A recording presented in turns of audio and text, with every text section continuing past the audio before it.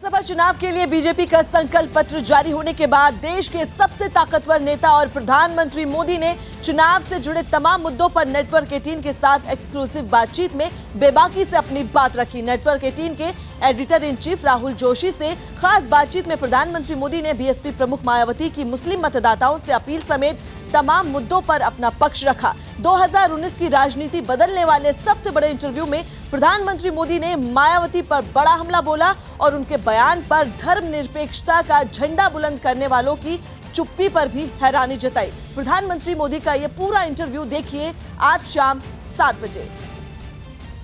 मायावती जी ने openly Muslims को मुस्लिम से वोट मांगे, कहा कि सिर्फ गठबंधन को वोट दीजिएगा, वोट बंटना नहीं चाहिए। उसके रहते वो इसी की नजर में भी आ गए। ऐसे बयानों को आप कैसे देखते हैं? लगातार पराजय के कारण हताश हुई मायावती जी इस प्रकार की बात कहे, इसे मैं बहुत स्वाभाविक मानता हूँ।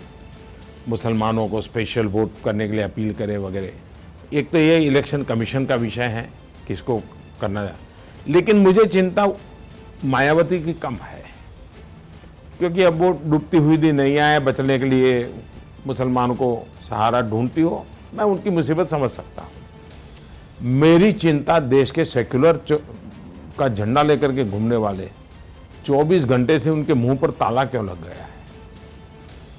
अगर ऐसी बात किसी ने हिंदू समाज के लिए बोल दी होती तो ये कितनी उठापटक करते, कितने अवार्ड वापसी वाले निकल आते, कितने सिग्नेचर वाले निकल आते।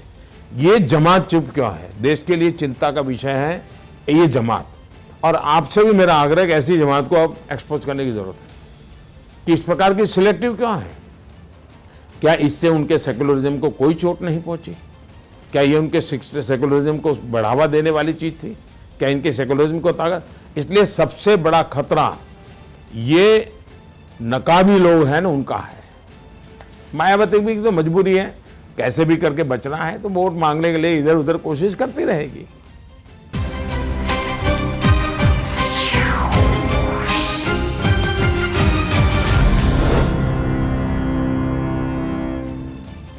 और इस खबर पर हमारे दो सहयोगी अनुराग ढांडा और संदीप बोल हमारे साथ जुड़ रहे हैं। सबसे पहले अनुराग के पास चलेंगे। अनुराग, प्रधानमंत्री मोदी का सीधे सीधे कहना है कि जो सेक्युलरिज्म का झंडा बुलंद करते हैं वो आज चुप क्यों है मायावती के बयान पर?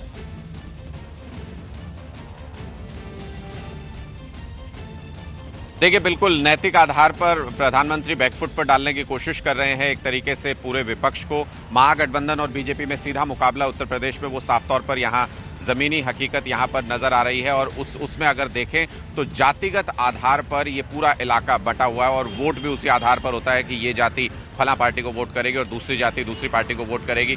मायावती ने इसी हकीकत को समझते हुए सीधे तौर पर, क्योंकि उनको मालूम है कि दलित यादव वोट उनके साथ जुड़ा हुआ है, उन्होंने सीधे तौर पर उनको मुस्लिम वोट चाहिए और बिना किसी लाग लपेट के, बिना किसी एक तरीके से फॉर्मेलिटी के उन्होंने एक लिखित बयान में सीधे तौर पर यह कहा कि मुस्लिम्स महागठबंधन को वोट दे दें, जो कि सीधे धर्म के आधार पर अपील है। चुनाव आयोग ने उसका संज्ञान भी लिया। लेकिन प्रधानमंत्री जो यहाँ पर एक पॉलिटिकल पॉइंट बनाना चाहते हैं, जो एक मुद्दा बनाना चाहते हैं, वो अपने बयान के जरिए ये कि बैकफुट पर नैतिक आधार पर धकेलना चाहते हैं विपक्ष को, ताकि कहीं ना कहीं जो नैरेटिव है वो इस पूरे इलाके में, वेस्टर्न यूपी में जहाँ फर्स्ट फेज में पोलिंग होनी है, वहाँ पर नैरेटिव चेंज हो और लोग कम से कम ये सोचें कि जातिगत आधार से ऊपर उठ करके वोटिंग करें, ताकि बीजेपी को उसका पॉलिटिकल बेनिफिट हो सके। तो सीधी बात है, अगर इसको समझा जाए इस तरीके से कि मायावती ने जो उनके लिए पॉलिटिकली सही था, जो उनके लिए फायदेमंद था, मायावती ने वो कहा। बेशक वो चुनाव आचार संहिता का उल्लंघन हो, बेशक उसके लिए संज्ञान ले चुनाव आयोग। और प्रधानमंत्री मोदी जो विपक्ष पर हमला कर रहे हैं, नैतिक आधार पर हमला कर रहे हैं कि सांप्रदायिकता की बात करने वाले, अब कहाँ गए वो सब लोग जो कहते थे कि सांप्रदायिक सौहार्द होना चाहिए, धर्म के आधार पर बात नहीं करनी चाहिए। उन सब लोगों को चुनौती दे रहे हैं ताकि लोगों के पास ये मैसेज जाए कि अगर वो जातिगत आधार से ऊपर उठकर इस चीज को देख सकें कि किस तरह से मुस्लिम वोट मांगा जा रहा है, तो कहीं ना कहीं बीजेपी को उसका पॉलिटिकल बेनिफिट मिल सके। बिल्कुल। और संदीप के पास चलते हैं। संदीप, जिस तरह से आचार संहिता का उल्लंघन माना है ये इलेक्शन कमीशन ने और इस पर आगे के लिए नोटिस भी भेजा जा सकता है, और प्रधानमंत्री मोदी ने सीधे सीधे इसमें हस्तक्षेप करते हुए कहा है कि ये पूरा जो मसला है इलेक्शन कमीशन इसको देखेगा। तो क्या माना जाए कि मायावती के लिए ये मुश्किल हो सकती है, या फिर वो चाहती ही यही थी कि पूरा जो बवाल बने और इसका वो फायदा उठा पाए?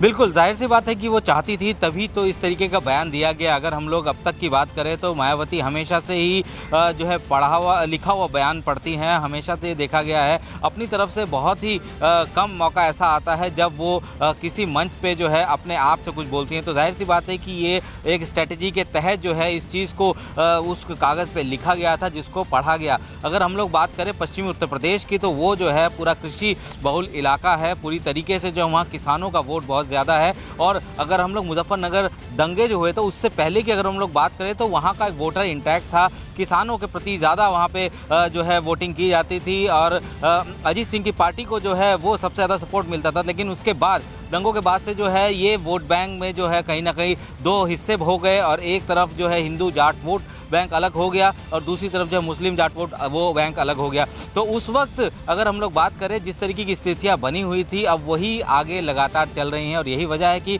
मायावती जो है लगातार उनके जो मुस्लिम वोट है उसको जो है रिझाने की कोशिश कर रही हैं। सीधे तौर पर तीन ऐसी चीज़ है जिसके ऊपर फोकस किया जा रहा है, वो है कि किसान, दलित और मुस्लिम वोट। अगर ये तीनों इंटैक्ट वोट अगर महागठबंधन को पड़ता है तो जाहिर सी बात है कि इसका नुकसान सीधे तौर पर जो है बीजेपी को होगा और यही वजह है कि इस तरीके का बयान जो है जारी किया गया। और अगर हम लोग बात करें कि ये सीधे तौर पर जो है उस इलाके से ये चुनाव प्रचार किया गया जहाँ पे कि सबसे ज़्यादा किसान है। लेकिन अगर हम लोग बात करें पिछले चुनावों में तो उत्तर प्रदेश में जो है बहुजन समाज पार्टी को 22% वोट मिले थे, लेकिन उनको सीट एक भी नहीं मिली थी। तो ऐसे में जो वोट बैंक का जो प्रतिशत है उसको भी बढ़ाने की कोशिश दिख के तौर पर इसको देखा जा सकता है। और उम्मीद यही है कि जिस तरीके से इलेक्शन कमीशन ने इस पूरे बयान का संज्ञान लिया है, हो सकता है एक आध दिन में जो है मायावती को जो है इसको लेकर नोटिस भी जारी हो सकता है। लेकिन इतना तो तय है कि जो इंटैक्ट वोट बैंक है मायावती का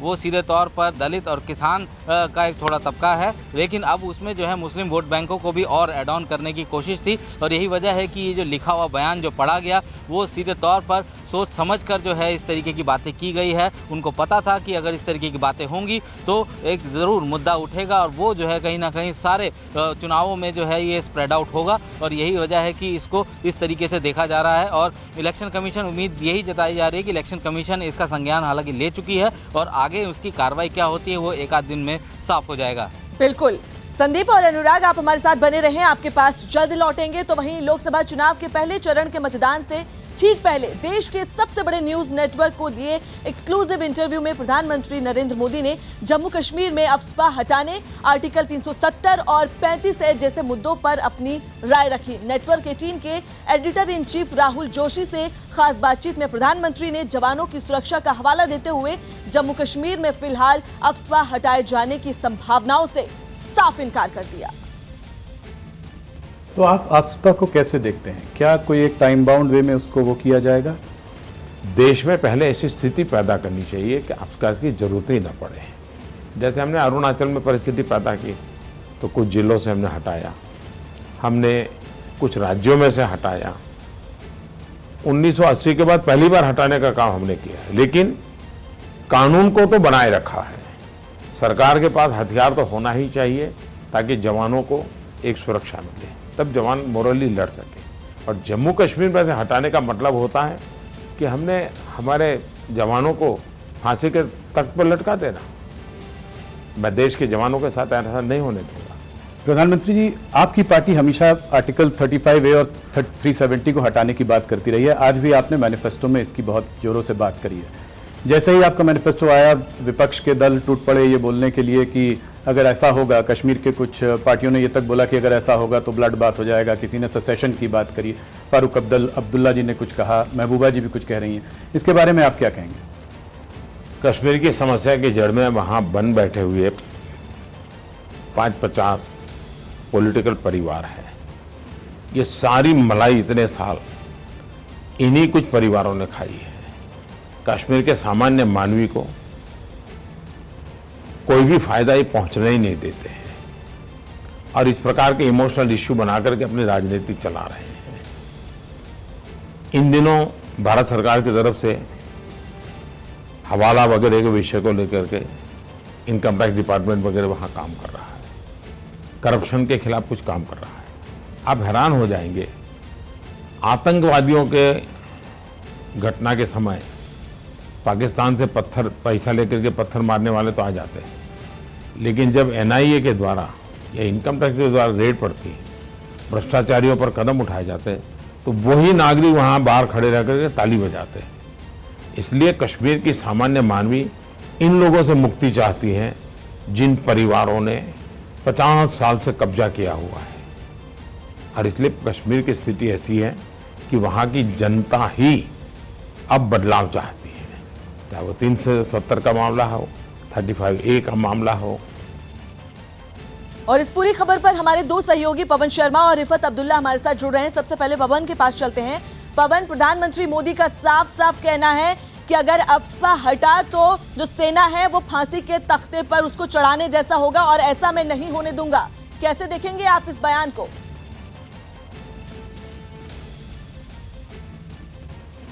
हाँ बिल्कुल, देखिए जैसे प्रधानमंत्री ने कहा है कि वो अफस्पा नहीं हटने देंगे, क्योंकि जम्मू कश्मीर की स्थिति और नॉर्थ ईस्ट है उसकी स्थिति में बहुत अंतर है।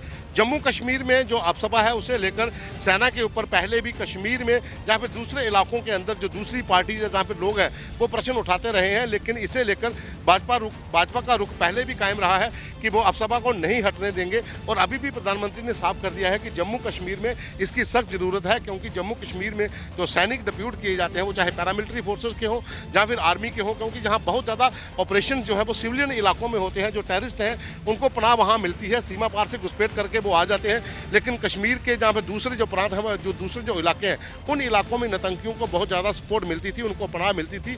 और जब वहाँ पर ऑपरेशन चलाया जाता था तो इस तरह के वाक़े वहाँ बहुत ज़्यादा होते थे कि लोग उनकी मदद के लिए आगे आ जाते थे। फिर वहाँ पर जो सेना की कार्रवाई होती थी उसे लेकर प्रश्न उठाते थे वहाँ के लोग। लेकिन आज ये साफ किया है प्रधानमंत्री ने कि जम्मू कश्मीर की स्थिति अलग है और नॉर्थ जो ईस्ट है उसकी स्थिति अलग है। वहाँ पर विचार किया गया था हटाने का और हटाया भी गया, लेकिन जम्मू कश्मीर की अगर हम बात करें तो यहाँ पर आज भी प्रधानमंत्री का रुख कायम है कि यहाँ पर इसकी ज़रूरत अभी नहीं है, क्योंकि हालात यहाँ पर कुछ ऐसे हैं जिस तरह से यहाँ पर फौजी जो काम कर रहे हैं कश्मीर के भीतर, जो ऑपरेशन होते हैं या फिर दूसरे जो ड्यूटीज़ होती हैं पैरामिलिट्री फोर्सेस की, वहाँ पर बहुत ज़्यादा इंसिडेंट ऐसे हो जाते हैं कि जब इन सैनिकों को जो पैरामिलिट्री फोर्सेस के जवान हैं इनको ऐसे कदम उठाने पड़ते हैं, क्योंकि लोग बाहर निकल आते हैं, पत्थरबाजी होती है या फिर इनके बंकरों के ऊपर हमले हो जाते हैं। जैसे कई बार पहले भी देखा गया है कि बहुत ज़्यादा संख्या में लोग कूच कर जाते हैं कैंप की तरफ और बंकर हटाने की मांग करना शुरू कर देते हैं, फिर वहाँ पर फायरिंग होती है या फिर पत्थरबाजी का जवाब दिया जाता है। तो ऐसे हालात में जैसे प्रधानमंत्री ने कहा है कि वो यहाँ पर ऐसा नहीं करने देंगे, क्योंकि यहाँ पर ऐसा करने का मतलब है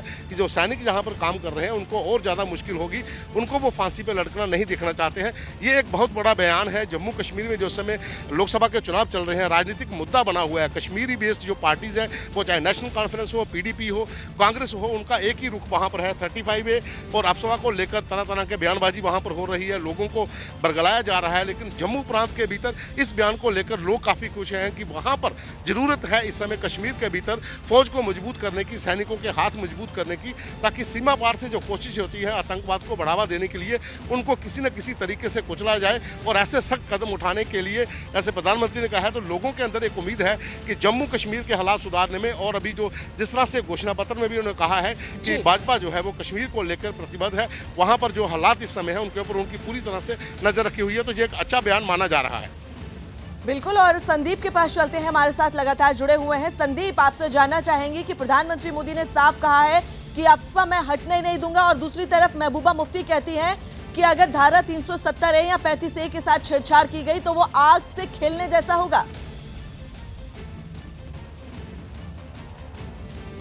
बिल्कुल, देखिए प्रधानमंत्री नरेंद्र मोदी ने न्यूज़ 18 को दिए इंटरव्यू में ये बात साफ कर दी है कि जो वहाँ पे सैनिकों के राइट्स हैं, जो उनके अधिकार है वो उनको दिए जाने ज़रूरी हैं, और यही वजह है कि arm force special power act जो है उस पर किसी तरीके का बदलाव जो है वो नहीं देख सकते। क्योंकि अगर हम लोग बात करें जम्मू कश्मीर की, तो कश्मीर में महज 4 ऐसे डिस्ट्रिक्ट हैं जिसमें सबसे ज़्यादा जो है डिस्टर्बेंस है। साउथ कश्मीर का कुछ डिस्ट्रिक्ट हैं और एक डिस्ट्रिक्ट जो है वो नॉर्थ कश्मीर का है, और वहाँ पर जो है आतंकी वारदातें इस वक्त सबसे ज़्यादा हैं, सबसे ज़्यादा सक्रिय आतंकी वहीं पर ही है। और अगर arm force special power act हटा दिया जाता है तो जाहिर सी बात है कि ये जो है आतंकी और बाकी जहां ऑपरेशन ऑल आउट के जरिए भारतीय सेना ने सारे आतंकियों को जो है खात्मा किया है, और सिर्फ चार डिस्ट्रिक्ट में ही जो है ये सारी गतिविधियां सिमट कर रह गई हैं, वो एक बार फिर से बढ़ सकती है।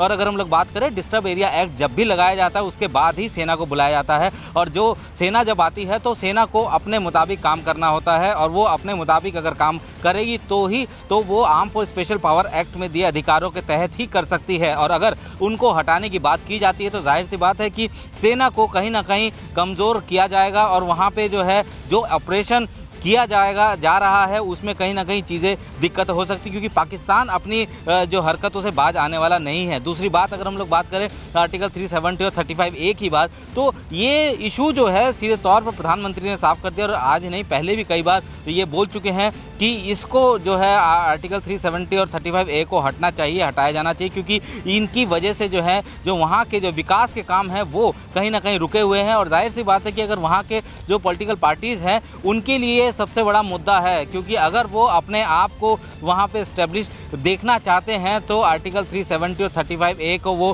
किसी भी हाल जो है हटाने के लिए सपोर्ट नहीं करेंगे, क्योंकि उनको एक अलग सा जो ट्रीटमेंट जो है इसके तहत वहाँ पे दिया जाता है। तो यही वजह है कि जितनी विपक्षी पार्टियां हैं वहाँ पे, चाहे PDP हो चाहे नेशनल कॉन्फ्रेंस हो, यहाँ तक कि कांग्रेस के मैनिफेस्टो में भी ये बात साफ की गई है कि वो जो है आर्टिकल 370 के साथ छेड़छाड़ नहीं करने देंगे। तो जाहिर सी बात है कि कश्मीर में ये दो ही सबसे बड़े मुद्दे हैं जो आज से नहीं काफ़ी पहले से चलते चले आ रहे हैं। Arm force special power act, क्योंकि आर्मी को छूट रहती है एक एनवायरनमेंट में आतंकियों से लड़ने के लिए, और दूसरा आर्टिकल 370 जिसकी वजह से लोगों को वहाँ के अधिकार, जो बाहर के लोग हैं या जो बाकी लोग हैं, उनको जो अधिकार प्रॉपर नहीं दिए जाते हैं। और कुछ एक पॉलिटिकल पार्टी, क्योंकि न्यूज़ 18 के इंटरव्यू में सीधे तौर पर प्रधानमंत्री ने ये बात भी कही है कि कुछ एक परिवार है जिसको इसका फायदा हो रहा है, तो सीधे तौर पर जो है विपक्षी दल कहीं ना कहीं जम्मू कश्मीर। चलिए, बहुत बहुत शुक्रिया आप सभी का इन तमाम जानकारी के लिए।